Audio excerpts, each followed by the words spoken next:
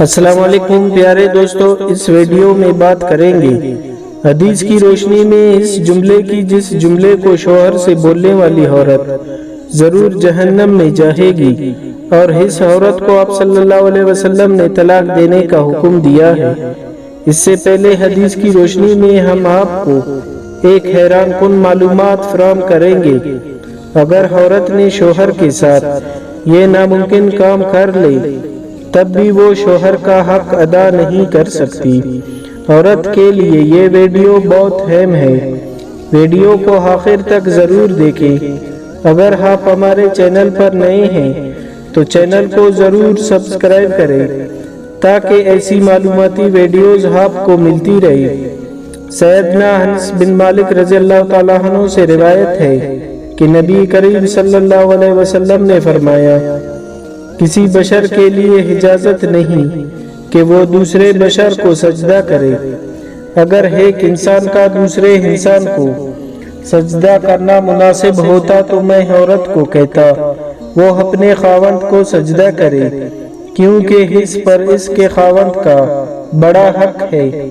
اگر خاوند کو سر سے لے کر پاؤں تک پھوڑا نکل آئے اور حس سے لہو اور پیپ بہنا شروع ہو جائے اور اس کی بیوی آ کر اس کو چاٹنا شروع کر دی، پھر بھی وہ اپنے خاوند کا حق ادا نہیں کر سکے گی۔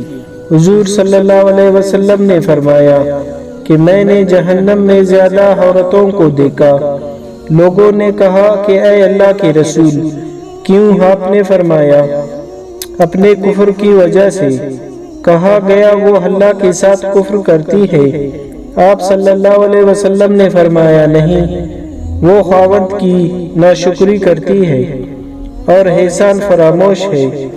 اگر تو ان میں سے کسی کے ساتھ ساری زندگی حسن سلوک کرے، پھر وہ تجھ سے ناگوار چیز دیکھے، پھر وہ کہیں گے کہ میں نے تجھ سے کبھی اچھا سلوک نہیں دیکھا۔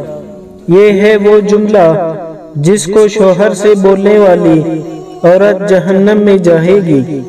طلاق کا شمار اللہ تعالیٰ کے برے اور ناپسندیدہ کاموں میں سے ہے۔ آپ صلی اللہ علیہ وسلم نے کس عورت کو طلاق دینے کا حکم دیا ہے؟ ایک صحابی نے عرض کیا، اے اللہ کے رسول صلی اللہ علیہ وسلم، میری ایک بیوی ہے، وہ بڑی زبان دراز ہے اور مجھے اذیت دیتی ہے۔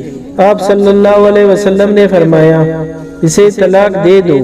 اس نے کہا، میرا حص سے پرانا ساتھ ہے اور حص سے میری اولاد بھی ہے۔ آپ صلی اللہ علیہ وسلم نے فرمایا، پھر اسے روک لو اور اسے بلائی کی تلقین کرتے رہو۔ اگر اس میں بلائی قبول کرنے کی صلاحیت ہوئی تو وہ قبول کر لے گی، اور تم نے اپنی بیوی کو اس طرح نہیں مارنا جیسے لونڈی کو مارا جاتا ہے۔